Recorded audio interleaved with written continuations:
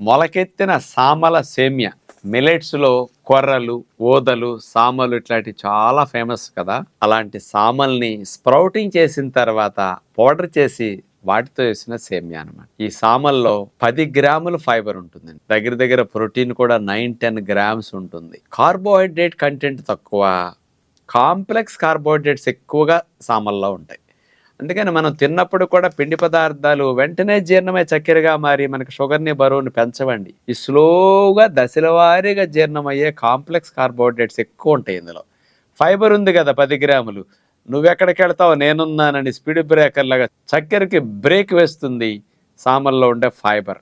అలాంటి సామల్ని మనం స్ప్రౌటింగ్ చేయటం ద్వారా న్యూట్రియంట్స్ బాగా పెరుగుతాయి. బయట మార్కెట్లో వాడే రిఫైన్డ్ సేమ్యా, పాలిష్డ్ గోధుమలతో కానీ మైదాతో చేసిన సేమ్యా అనేక రకాల అనారోగ్య సమస్యలకి కారణమవుతాయి. అందరూ సేమ్యాని అట్లాగే వాడారు ఇన్నాళ్ళు.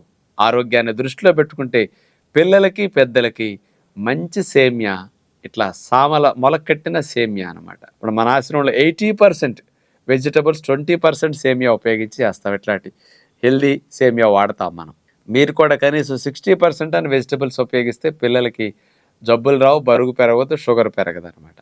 కాబట్టి ఇట్లాంటి హెల్దీ సేమియాని ఫ్యామిలీలో అందరం వాడుకుంటే మంచిది.